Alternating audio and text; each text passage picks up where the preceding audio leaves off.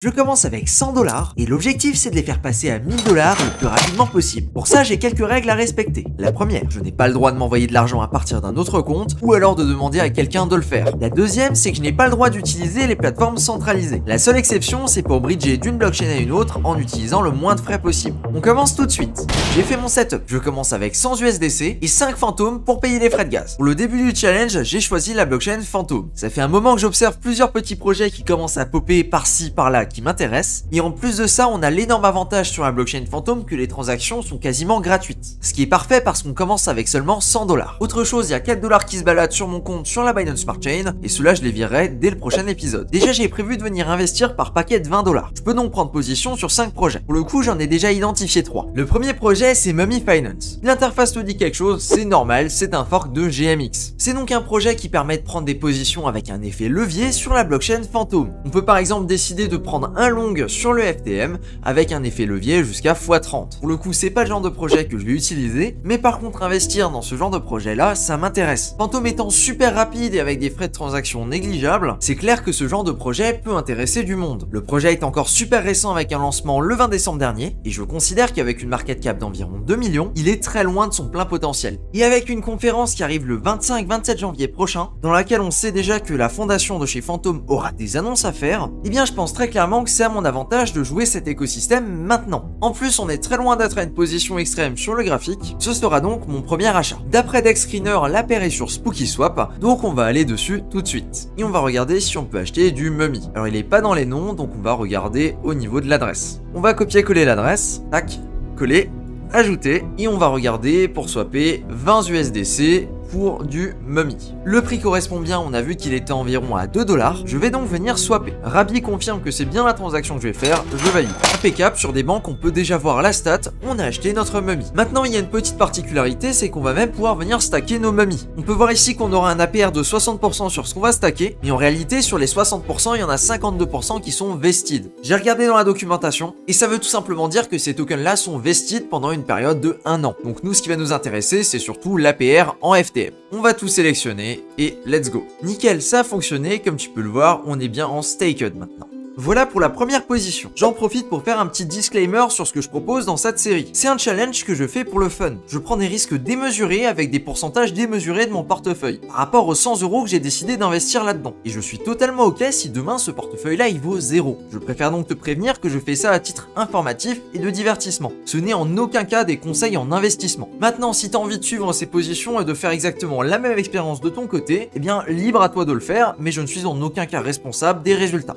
On attaque avec la deuxième position, le Pumpkin de chez ScarySwap. C'est un projet vraiment très particulier. Les personnes qui travaillent dessus partent un petit peu dans toutes les directions et ils veulent même créer une blockchain. Pour le coup, mon play là-dessus, il est pas du tout sur l'idée qu'ils vont faire une blockchain un jour et qu'ils vont faire des trucs spéciaux. C'est surtout que toutes les semaines, ils ont en fait un événement dans lequel ils discutent et ils font des annonces pour le projet, pour ce qui est en cours de développement, ce qu'ils sont en train de faire et s'ils ont des idées ou autres qu'ils ont envie de challenger un petit peu la communauté. Et assez fréquemment, lors de ces événements-là, il y a des annonces assez importantes qui drop. Il y a donc des gens qui s'amusent à acheter et vu que c'est une crypto-monnaie qui est extrêmement petite, j'insiste là-dessus, c'est vraiment une crypto-monnaie qui est extrêmement petite, et bien c'est une crypto-monnaie qui a tendance à monter assez facilement en valeur. Pour le coup, il y a peu de liquidité, donc les grosses positions, il y a un slippage qui est assez important, mais nous on va rentrer avec une très petite position, donc on devrait pas avoir de soucis de ce côté-là. On va donc venir acheter de leur token pour 20 $. Pour le coup, il n'y a pas de connexion directe entre l'USDC et le Pumpkin, donc on va d'abord passer par du FTM. J'approuve et je swap, et je fais pareil avec le Pumpkin.